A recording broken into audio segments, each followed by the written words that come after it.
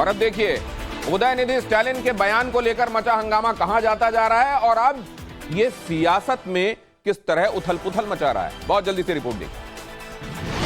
तो वहीं बीजेपी ने सनातन धर्म के अपमान को मुद्दा बनाते हुए इंडिया गठबंधन पर निशाना साधा। पंजाब पहुंचे केंद्रीय मंत्री अनुराग ठाकुर ने कहा कि तुम और तुम्हारे मित्र रहें ना रहें, सनातन था और रहेगा। इनकी मंशा हिंदुओं का अपमान करके वोट पाने की है, लेकिन ये कामयाब कभी नहीं होंगे।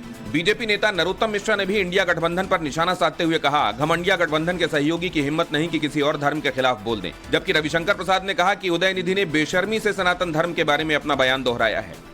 बीजेपी के सुर में सुर मिलाते हुए बागेश्वर धाम के पंडित धीरेन्द्र कृष्ण शास्त्री ने भी उदयनिधि पर निशाना साधा और उन्हें रावण के खानदान का बता डाला। रावण के खानदान के लोग हैं। अगर ऐसा भारत में रहने वाले किसी भारतीय ने कहा, ये भारत में रहने वाले समस्त सनातनियों के दिल पर उन्होंने चोट पहुंचाई है। हालांकि समाजवादी पार्टी नेता स्वामी प्रसाद मौर्य स्टालिन के बयान का समर्थन करते नजर आए। उन्होंने चिरपरिचित अंदाज में बीजेपी पर निशाना साधते हुए कहा, बीजेपी सनातन धर्म की मार्केटिंग कर रही है। अगर तमिलनाडु के मंत्री ने कुछ बयान दे भी दिया तो बीजेपी को दिक्कत क्यों हो रही है। तो वहीं कांग्रेस ने एक बार फिर स्टालिन के बयान से किनारा करते हुए साफ कर दिया कि उनकी पार्टी सर्वधर्म समभाव में भरोसा रखती है।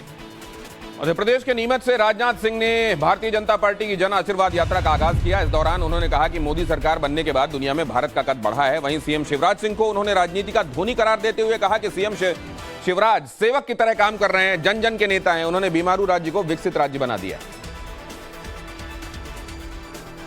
चुनावों को लेकर एक तरफ बीजेपी की जन आशीर्वाद यात्रा का आगाज हुआ, तो वहीं कमलनाथ ने महिला अपराध पर चुनावी वादा कर डाला। कमलनाथ ने कहा कि अगर कांग्रेस की सरकार बनी तो प्रदेश के हर थाने में महिलाओं के लिए एक विशेष सेल होगी, साथ ही महिला अपराधों को रोकने के लिए विशेष अदालतें भी होंगी। इसके साथ ही उन्होंने कानून व्यवस्था का हवाला देते हुए शिवराज सरकार पर हमला बोला। उन्होंने कहा कि अपराधी और बलात्कारी बेखौफ हैं, लेकिन शिवराज सरकार की आंखों पर पट्टी बंधी हुई।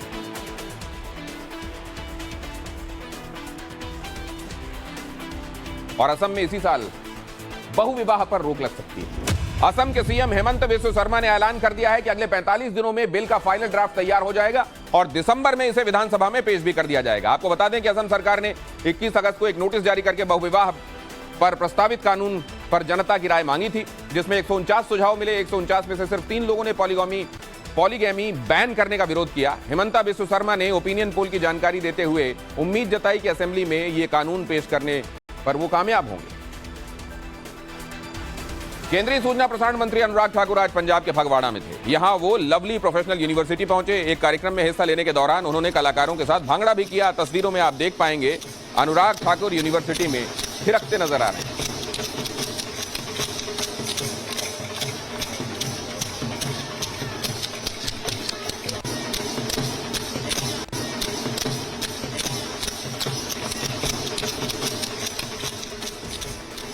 आरजेडी सुप्रीमो लालू प्रसाद यादव आज सोनपुर के हरिहरनाथ मंदिर पहुंचे। यहां उन्होंने अपनी पत्नी राबड़ी देवी के साथ रुद्राभिषेक किया।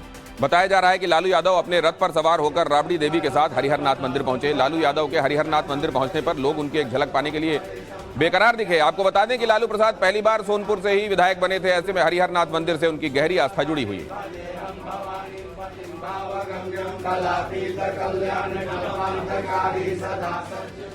महाकालेश्वर के दर पर आज मध्य प्रदेश में अच्छी बारिश के लिए महारुद्राभिषेक किया गया। इस अभिषेक पूजन में सम्मिलित होने के लिए मुख्यमंत्री शिवराज सिंह चौहान भी यहां आए। मध्य प्रदेश में इस बार बारिश सामान्य से कम हुई है। प्रदेश के अधिकांश जिलों में सूखे की स्थिति है। मध्य प्रदेश में जैसे जैसे चुनाव नजदीक आता जा रहा है, सियासी पारा चढ़ता जा रहा है। इस बीच बीजेपी नेता उमा भारती ने नाराजगी की खबरों को लेकर सफाई दी है। उन्होंने कहा है कि मैं पार्टी का नुकसान कभी नहीं करूंगी। खबरें थी कि जन आशीर्वाद रैली में नहीं बुलाने पर उमा भारती पार्टी से नाराज हैं। उत्तर प्रदेश के मुख्यमंत्री योगी आदित्यनाथ मंगलवार को दिल्ली पहुंचेंगे। शाम को उनकी प्रधानमंत्री नरेंद्र मोदी से मुलाकात होगी। सूत्रों के मुताबिक इस बीच वो अयोध्या में बन रहे भव्य राम मंदिर के उद्घाटन से जुड़े कई महत्वपूर्ण विषयों पर चर्चा करेंगे। तेलंगाना चुनाव के लिए कांग्रेस ने टॉप गियर लगा दिया है। 16 सितंबर को हैदराबाद में कांग्रेस की नवगठित कार्य समिति की बैठक होगी। अगले दिन एक बड़ी रैली का आयोजन किया जाएगा।